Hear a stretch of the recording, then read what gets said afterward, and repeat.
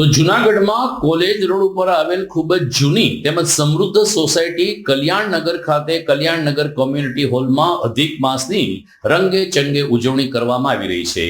અહીં ખાસ કરીને વિષ્ણુ યજ્ઞ અને વિષ્ણુ કથાનું આયોજન કરવામાં આવ્યું છે। માધવ સત્સંગ મંડળ અને મહિલા મંડળના સંયુક્ત ઉપક્રમે વિષ્ણુ પુરાણ કથાનું આયોજન થયું, જેના પ્રથમ દિવસથી શ્રદ્ધાળુઓ કથા શ્રવણ માટે જોડાઈ રહ્યા છે।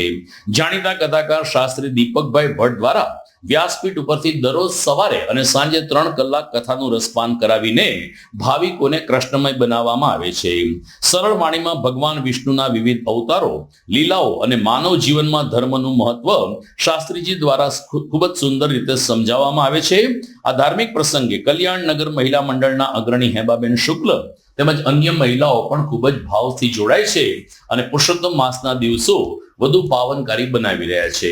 હેમાબેન શુક્લએ કહ્યું કે વામન અવતાર હોય, કૃષ્ણ જન્મ હોય કે વિષ્ણુના કોઈ પણ અવતાર હોય, અધિક માસ દરમિયાન અમારા સોસાયટીની અને આસપાસની બહેનો ખૂબ જ ભાવમય બની જાય છે ને એ રીતે પવિત્ર પુરુષોત્તમ માસની ઉજવણી કરે છે।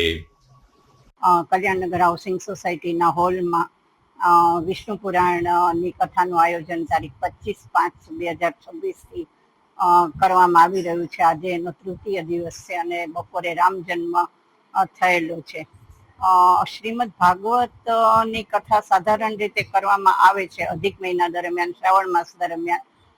શ્રીમદ ભાગવત અને વિષ્ણુ પુરાણમાં એક તફાવત એ છે કે વિષ્ણુ પુરાણ જે છે એ વિષ્ણુ ભગવાનના 24 અવતાર અને એના જે તમામના મહાત્મ્ય વગેરે જે છે એનું આખું અને વંશાવળી, હરિવંશની વંશાવળી જે 24 વંશની, એનું મહાત્મ્ય વિષ્ણુ પુરાણમાં છે।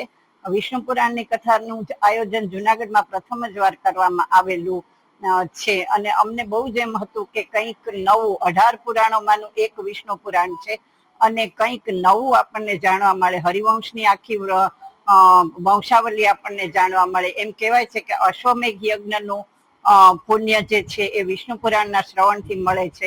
બધા સતના તમે ભાગીદાર બનો છો ને અસત હંમેશા તમારાથી દૂર રહે છે। તમામને આવવા માટે હાર્દિક આમંત્રણ છે। હજી 30-31મી સુધી કથા છે, 1લી તારીખે સમાપન અને વિષ્ણુ યજ્ઞ છે। તો જુનાગઢની તમામ જનતાને પણ આનો લાભ લેવામાં મારું હાર્દિક નિમંત્રણ છે। Kalyannagar society community hall, Bahauddin કોલેજની સામે। Thank you very much. જય શ્રી કૃષ્ણ।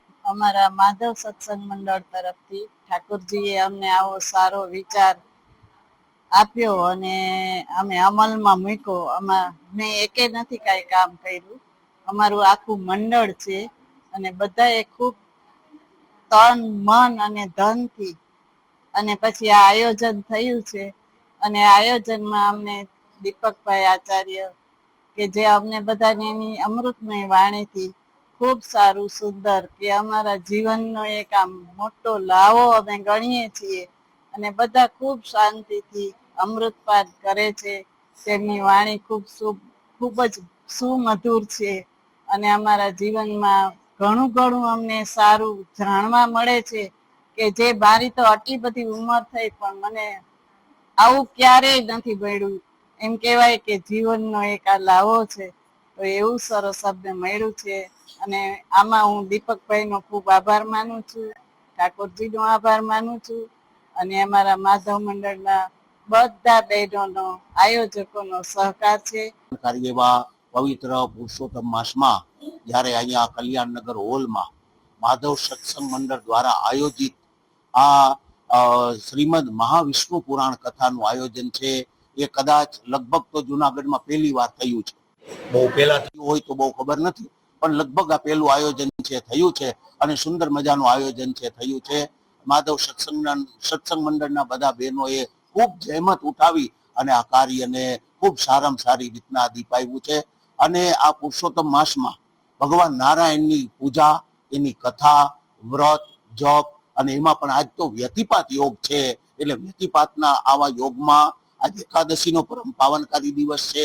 આ દિવસે વિષ્ણુ પુરાણ શ્રવણનો મહિમા આપણા શાસ્ત્રોમાં ખૂબ બતાવવામાં આવ્યો છે।